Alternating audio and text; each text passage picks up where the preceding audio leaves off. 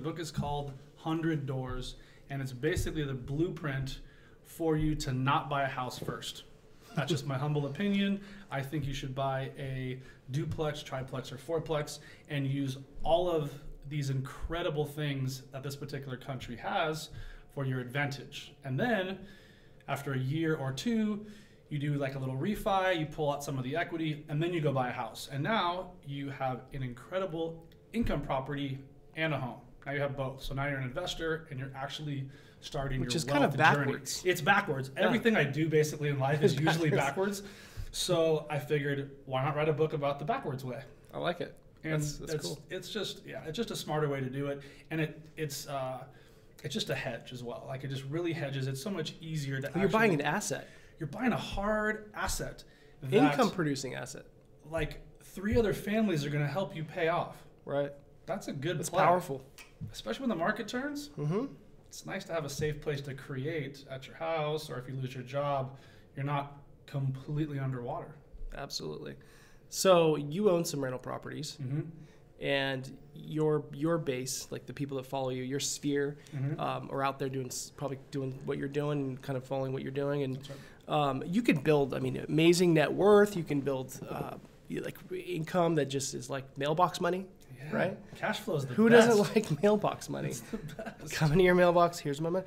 Yeah, and then when other people pay your rent for you, that's incredible. Yes. Like, I remember when I bought my first house, I didn't do it the backwards way, but I did have like 3 roommates. They were all contributing towards my mortgage. Yeah. And I thought that was being genius, right? It's a great move, especially there's so many programs out there, like as you know, where save some of your capital, save some of your cash, and so you can do other stuff with it, especially, if you're, I don't know, like some kind of entrepreneur and you're trying to actually build some stuff, you're going to need some gunpowder. Yeah, I think a lot of what I've been seeing, and I don't know how accurate it is, but I have a 13-year-old and they watch YouTube nonstop. That's all they watch. They don't want to watch TV. That's right. I have to twist her arm. Let's watch some of this. And they no, I'm just watching YouTube. But so their awareness, their eyeballs, their attention is all on YouTube.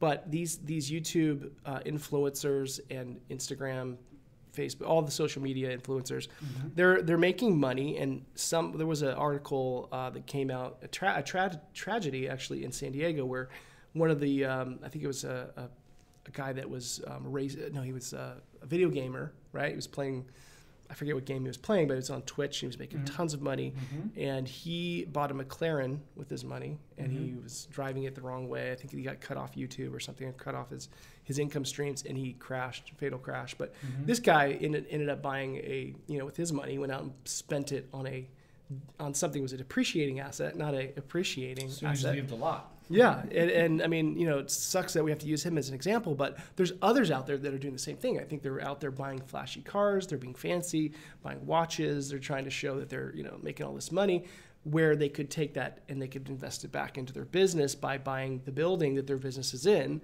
which in turn is actually a duplex or triplex. They could have, the place they live in, they could have the next unit is someone else renting, the next unit on that is their office, and putting their money back into that. Unpack that a little bit. That's where all of this stuff is going, because it makes no sense to have these humongous offices if you're a startup, you're a smaller company. It's a giant waste of money. But if you can move that cash into your asset, so now your home and your office are all in the same place, like that particular asset is getting ridiculously paid off quickly. And then plus the tax write-off. The huge tax breaks, exactly. Right. And here's the thing. I like cars.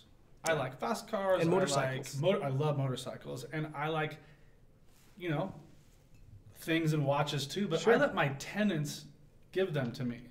And they don't give them to me as like a Christmas gift. No. But what they do is they give it to me in cash flow. They give it to me as all my buildings go up in equity. I can go out and buy whatever car I want.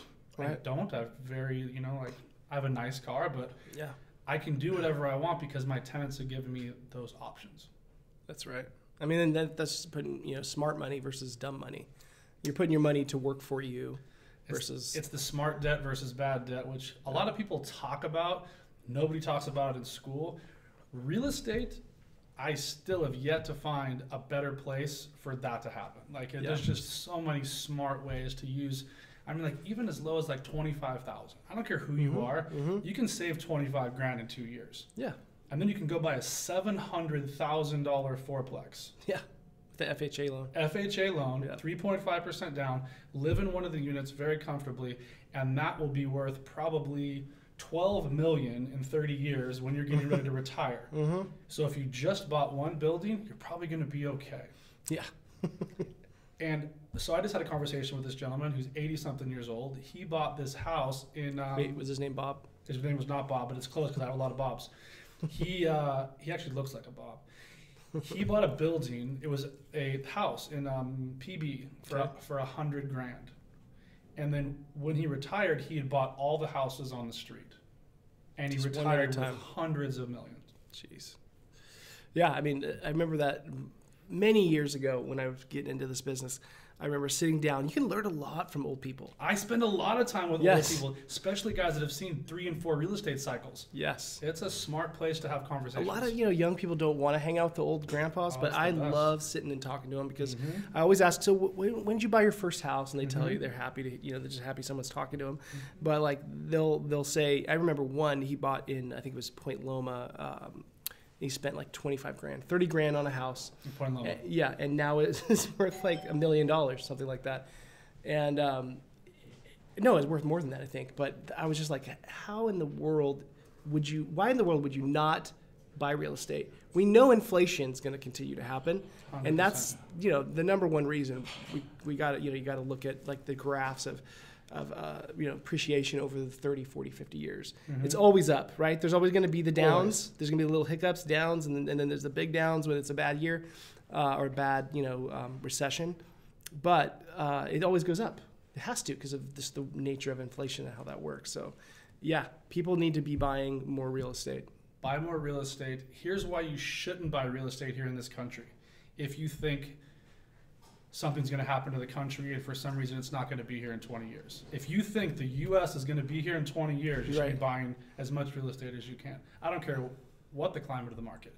Right. And I've talked to a lot of old people that have seen a bunch of cycles, that own a lot of stuff.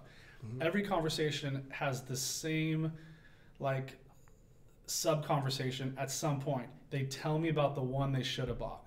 They tell me about the regret. The regret is constant with all of these all these older folks, men and women, they're like, I should have bought this one. Yep. I could have if I would have done this. But I just should have and I didn't. Right. You never hear about the person, I'm so pissed that I bought that house 30 years ago. No, never. It doesn't happen.